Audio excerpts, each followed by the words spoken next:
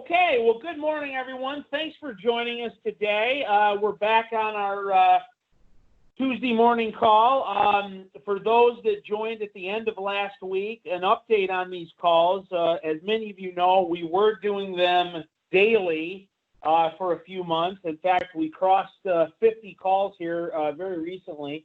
But because the economy has started to reopen, and in some cases, some businesses are as busy as they ever were, we've recognized that the ability to participate as regularly didn't make sense for them. So we scaled back to 2 days a week, Tuesday and Thursday, but we're even finding that might be a little bit too much. So we made a determination last week. We are now going to do a once-a-week call, and that will continue. We have no intention of stopping calls. We want to keep this going probably for a very long time because it's been so beneficial, but to try to be respectful of everyone's time and try to give you a lot of meat on the bone, so to speak, consolidating everything into one weekly call early in the week. We wanted to avoid Monday mornings, obviously. We thought this would be the best way to do it. So because of that, we will now be every week, Tuesday, 9 a.m., but I think we're going to have more robust agendas and more speakers as a result. So hopefully you'll find time every Tuesday at 9 a.m. to participate, and if not, you're certainly welcome to check out the YouTube call. And also, as you all know, if you need anything in the meantime, you know to get a hold of us either via phone or via email. So as I mentioned, we have a number of speakers today, and I'd like to recognize all of them right now, and then we'll get into it. We have Tyler DeBrabander, our Business Development Manager from the Michigan Economic Development Corporation. He's going to be giving us an update on what's happening with MEDC. I've also asked him to briefly, because it's still not official yet, but briefly talk about a new incentive pot of money that is being worked on. Actually, was just approved by the legislature and I think is in the governor's hands now to sign, that would allow for more small business grants. So I'll have Tyler talk about that. We've got John Goodman from AHP. Many of you know John. He's been on the call for the last few months, been very helpful on a number of tax and accounting issues. He's going to touch on some updates regarding credits available to support businesses during this time. And then a new relationship we've built with Cindy Sanders at ServPro. And ServPro is doing some great things to be able to help businesses and other organizations in a number of ways, but I think is related to the virus situation, being able to offer services related to deep building cleaning and sanitizing. So I wanted to introduce Cindy to the group and have her talk about how she might be able to help anybody on the call that needs more robust cleaning than maybe what you're doing with a current service. So with that, I would like to turn it over to Tyler from Michigan Economic Development Corporation. Many of you know Tyler, and he'll give you an update on what they're working on. So Tyler, the floor is yours. All right. Thanks, Justin. Yep. Just to kick it off, a little look at what we're doing. Our main focus is making sure companies have everything they need to operate right now. So from procuring PPE for your workstations to anything you need, it's a good time for a check-in. Always happy to hop on the phone or help point you in the right direction. So please, feel free to reach out. We are, looking forward to talking to companies as we continue to reopen and get things rolling. So that's kind of the big thing. Just let me know if there's anything you need on the, of course, PPE side, but just operations side. Would love to have a chat and see if we can't help you out. But what I really wanted to chat about today, and as Justin talked about, the small business restart grants. This is a sort of similar to the small business relief program that we rolled out at the beginning of the COVID pandemic, but on a much larger scale. And as Justin said, this has not been signed by the governor, but it is on her desk, and we've received indications that it does have support. So we expect to see something come through here, in the very near future, approving this. But what this is a $100 million appropriation from the Federal CARES Act that's really geared towards small businesses in grants of up to $20,000 per small business or nonprofit with 50 or fewer worldwide employees. This is going to be open to companies in that bucket or nonprofits that did not receive a grant from the initial small business relief program. And then really it just takes the ability to demonstrate that the COVID-19 pandemic has had negative effects and income loss on the business, and the needs that you can fill with this are working capital for payroll, rent, mortgage, utility, similar expenses that are incurred, gearing up and being able to operate in this new climate. At least 30% of the funds in this $100 million pool will go to minority, veteran, and women-owned businesses. And as I said, can be used for a lot of the same things that the initial program was used for Shiawassee County. And Justin, I'm not sure how far along you guys are on these conversations, but I believe the at least 3.5 million will be, kind of spearheaded by the Flint and Genesee Chamber that'll cover Shiawassee. And some of this is still being, ironed out at the local level too.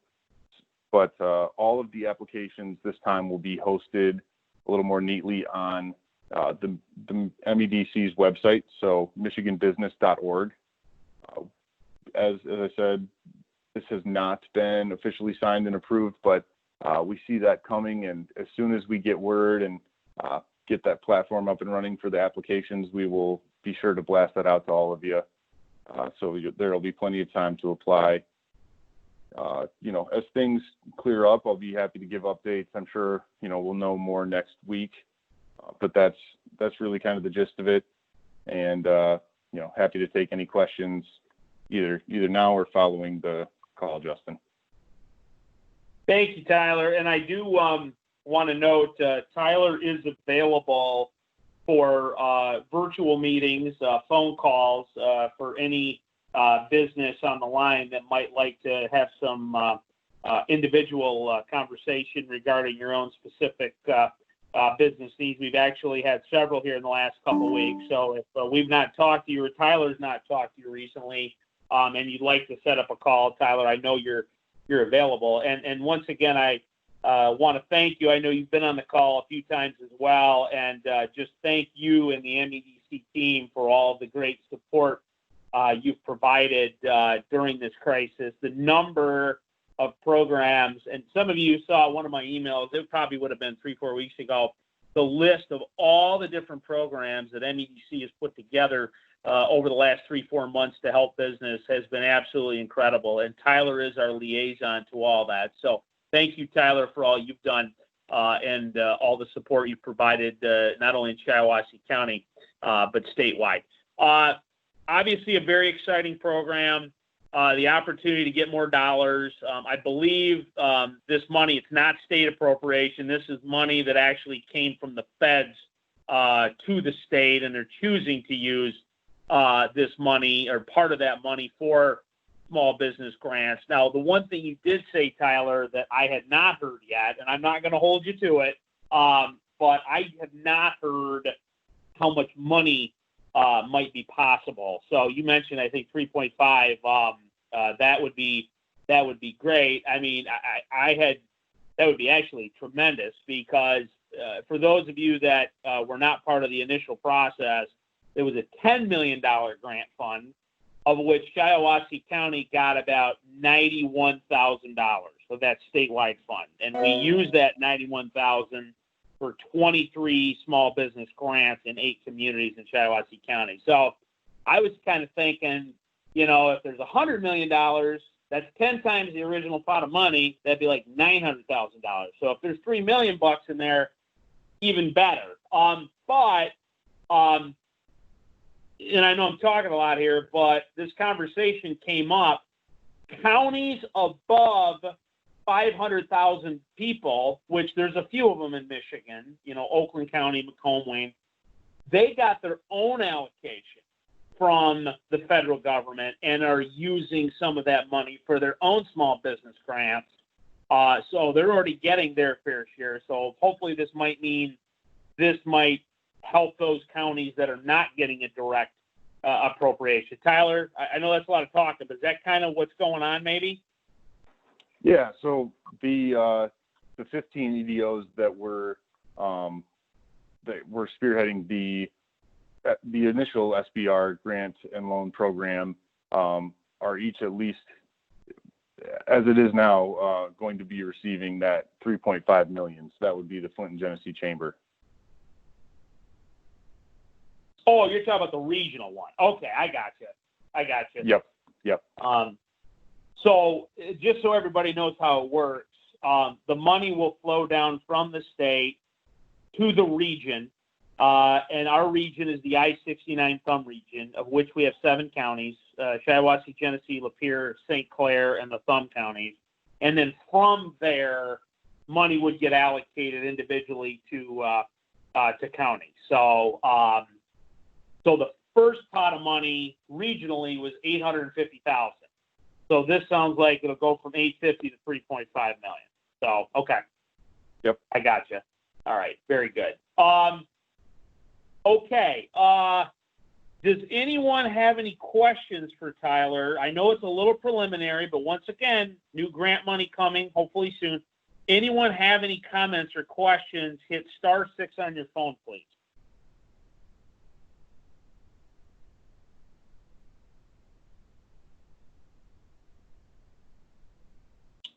Any questions for Tyler, either on that grant program or any other MEDC item? Hit *6.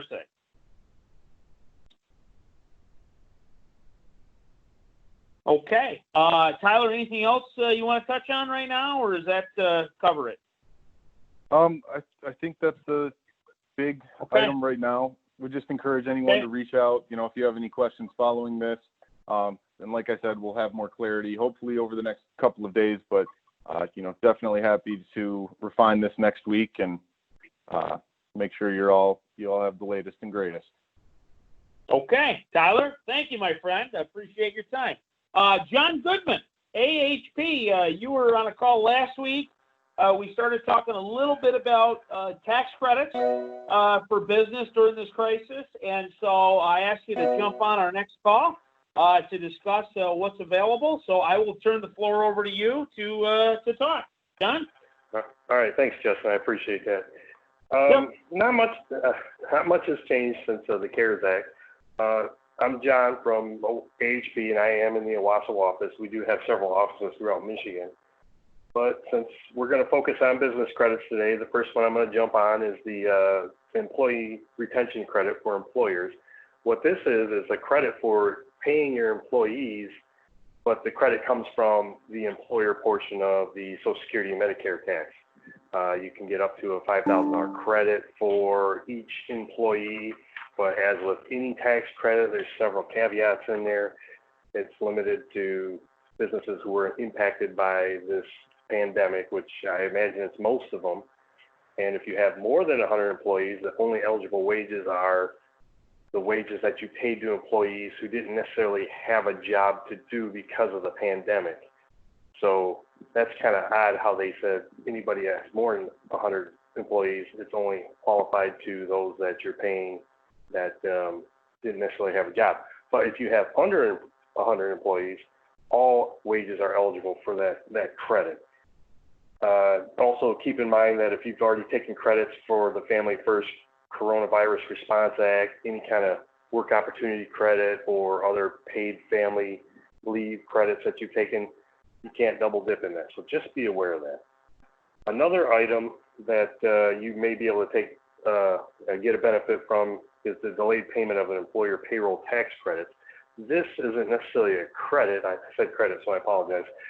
But it's kind of a loan. So if you are paying employer taxes, the employer portion of the FICA, you can actually not pay that until the next year, and you can withhold these.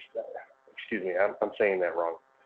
If you owe that to the employees, you can delay the payment on that. However, if you're withholding from the employees those credits, those still have to be paid to the IRS. How this works out is you elect to delay that payment until the end of 2021 and 2022, and it's supposed to be 2 equal payments if that's something that you want to take advantage of. Another item deals with net operating losses. We call them NOLs. The Tax Cut and Jobs Act, if you are familiar with that, it really limited what you could do with a net operating loss. You couldn't carry them back. It was only limited to 80% of your taxable income. So you couldn't always use your NOL from a prior year to completely wipe out your income. But the CARES Act has reverted back to old rules where you can have 100% deduction for your future income and you can carry them back. So the CARES Act goes through the Tax Cut and Jobs Act goes through 2026. So this changed that law for the Tax Cut and Jobs Act to tax years beginning before 2021 to revert back to the old net operating loss rules. There's other caveats in there. Please discuss that with your tax preparer if that's something that benefits you. Another item that I'm going to go over is business interest deduction limitation. The Tax Cut and Jobs Act limited this to 30% of your taxable income. That also depends on your gross receipts. I think it was $25 million. If you had over $25 million in gross receipts, then your interest deduction was limited to 30% of your adjusted taxable income. Well, the CARES Act increased that to 50%. Hopefully that helps you out. The other interest that you can't use would just be carried forward and used in future years if you went over that limit. So you have that benefit. I also want to talk about the SBA loans with the PPP. From what I've seen, if you have the EIDL and you get the loan advance, which is the grant portion of the EIDL, if you look at the loan forgiveness portion or the loan forgiveness application, it kind of coordinates with that. So it reduces the amount of your loan forgiveness by the amount of grant you would get from the EIDL if you have both of them. So just be aware of that.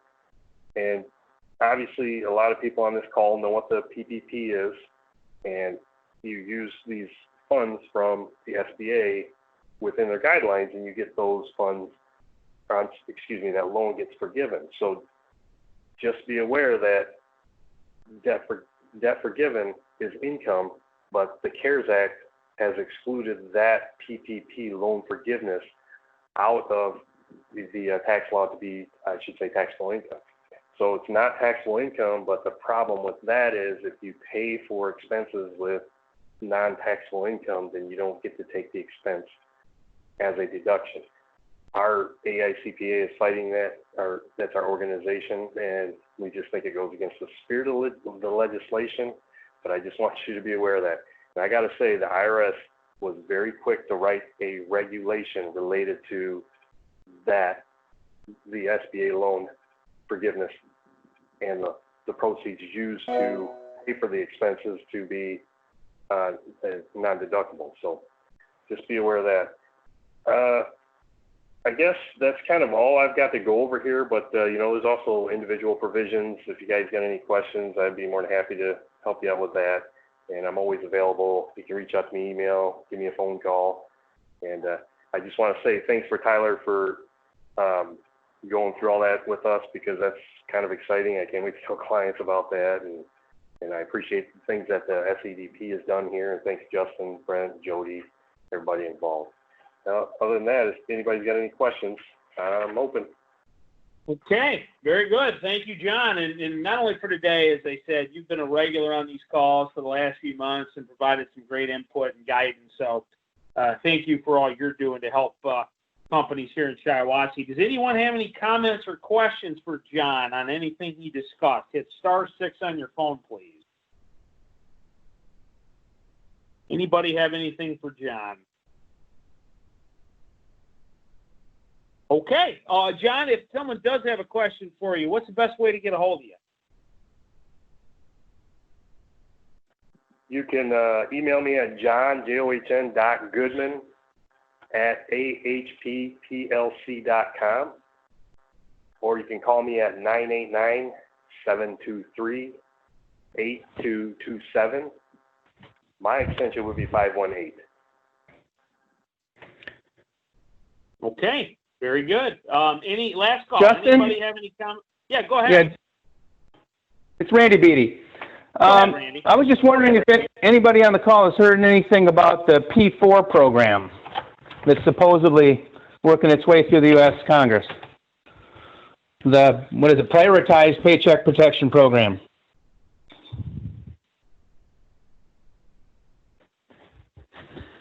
What are the general details, Randy? Well, Inc. magazine had an article today that talks about it. It's for companies that have already had a PPP loan and have used it up. It's a second PPP loan, basically. It's called the Prioritized Paycheck Protection Program, so it's for businesses less than 100, and a big piece of it's put aside for businesses less than 10 employees. But it's basically about equal to the original PPP program, and supposedly it's moving through the House and the Senate. That's very interesting. And you know, one of the common questions I've been getting in recent weeks, because almost every single one of our clients has already applied, gotten the money, working through the process for forgiveness. So the number one thing I'm getting now is not applying for new, is can we get another round?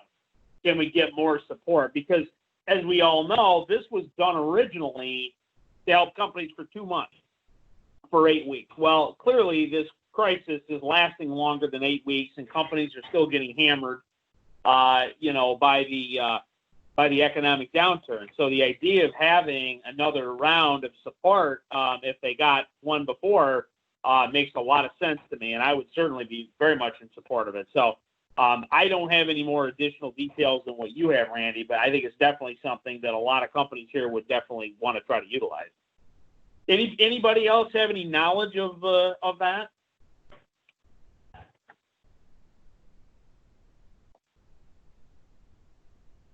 Well, Randy, I'll tell you what, I'm going to get a speaker on it who can provide us a little more information, hopefully on our next call. And if I get any more interim information, I'll definitely let you know probably by email. So I'll check on that. Thank you for bringing that up. Yeah, thank you. Anyone else have anything for John? Last call. Okay, our third speaker today, Cindy Sanders from ServPro. Cindy and I sat down recently to talk about what their capabilities are, and they actually have a lot they can do to help business in the community. And I'll let Cindy talk about that. But we've been receiving some inquiries from different businesses and organizations about needing sort of a building cleaning and sanitizing. So obviously everybody probably has someone that, cleans their offices and takes out the trash, but some businesses need that thorough deep clean, either to reopen or doing it over the weekend or, whatever, to ensure safety for workers. So Cindy's business does that, as well as some other great activities to support you through this crisis. So I want to have Cindy talk about that and introduce herself. And with that, Cindy, go ahead. Well, good morning. Thank you, Justin. I appreciate it. Sure. For those of you that don't know about ServPro, we are a restoration company, but that does include biohazard cleaning. So for anyone that needs any help with the COVID cleaning, if you have any active cases, you think somebody in somebody's family has had it, and you might have some remnants of some virus in there, we can help you with that. So we are the largest franchise in the Midwest, so we can help you. We have a lot of resources and a lot of people to help you, and we can be there quickly. So we do things like disaster recovery, of course, construction after, say, a fire or mold or water restoration. And what Justin wants me to mostly talk about today is our COVID cleaning. And we do have a new program with COVID. As everybody knows, about 89% of consumers they're apprehensive about going back to the bricks and mortar. So we can help provide people feeling safe when they come into your business, into work. We have a new ServPro certified clean program. So what that is, it's a program that will help you beyond just the janitorial services that you guys use, and you're probably doing a fantastic job of that. I've found lots of people are, and they've learned about what the CDC recommends. But with our program, we've been working closely with the CDC. We only have CDC-approved disinfectants and such, but we can ensure that you guys have, everything is clean right down to the pores of your desks and people's keyboards and light switches, and you don't think of the details and the touch points and stuff that get touched and that can have the virus on them.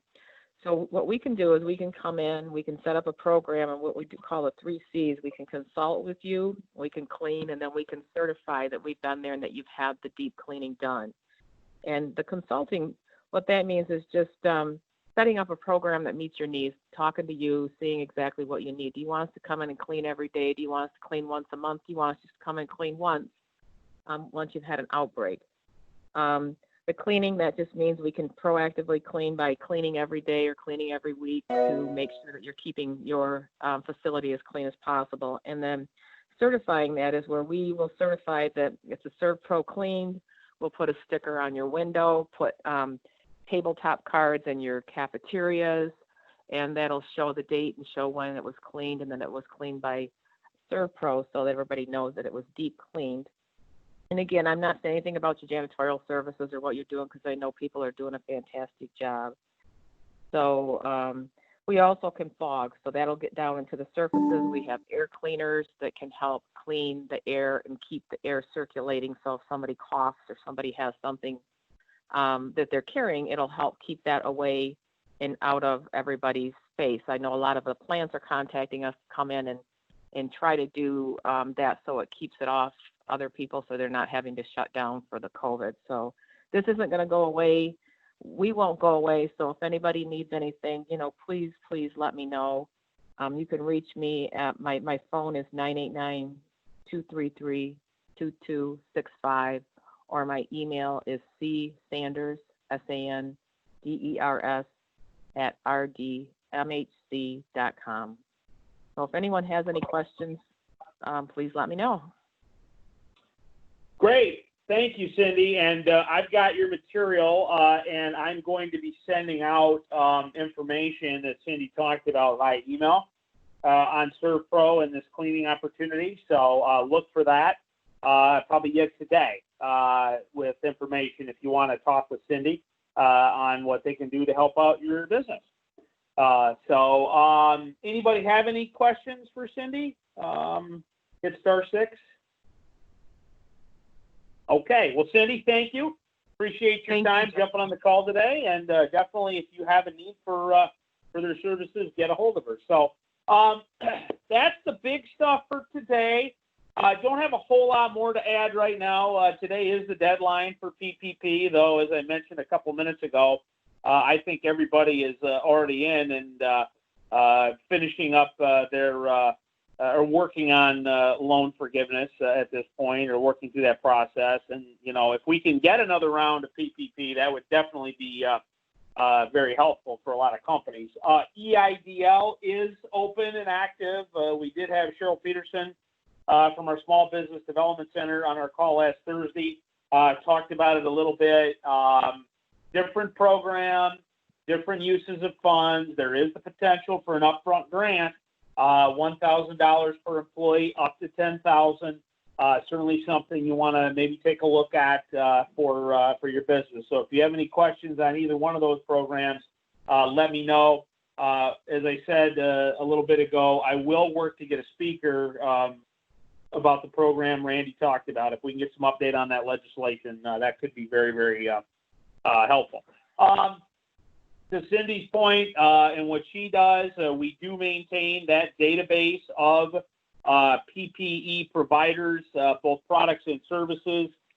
Jody, if you're on the call from our office, she maintains that database. Jody, I want to make sure Cindy and ServPro are in that database, which now is about 20 different businesses we have ties to. So if anyone needs a listing of who can provide masks and cleaning and hand sanitizer and everything else, let us know. We've got a lot of contacts now that would be interested in working with you on that. Testing, I always mention testing. Memorial Healthcare offers that, antibody and virus testing for anyone that wants to get tested. Jobs, that's always one I mention as well. The week before, 7 companies contacted me about hiring, and quite a few more last week. So definitely seeing a turn, seeing a shift. It's good to see. We are talking about the possibility of doing a hiring event of some kind, a job fair type event, obviously with safety restrictions in place, but we know a number of companies are hiring, and if you're interested in participating in something like that, let me know. We talked about it in the context of when the federal stimulus runs out. This is an issue we've talked on the call before about, with the $600 a week federal stimulus as part of the unemployment. That's been a huge impact on the labor market. And we have a number of businesses that have expressed concern that has limited their ability to attract workers because of that. So it won't be surprising when that ends, and it's supposed to be at the end of July. There might be a rush for people to come back into the labor force at that time. So we want to be prepared. We want to make sure companies that are hiring would have access to people that are coming back into the labor force. So anyway, keep an eye out for that. So I think that's about all I have today. Once again, we're moving to weekly now. We want to make these more efficient in your schedule, very robust, more speakers, and I think once a week is the way to go. So as always, if you need anything in the meantime, give us a call, shoot us an email. But we will be back next Tuesday, and very much appreciate your time. So if there is any questions right now, let me know. Otherwise, we'll talk to you Tuesday. Anybody have anything? Okay. Thanks, everybody. Have a good week. Thank you. Bye-bye.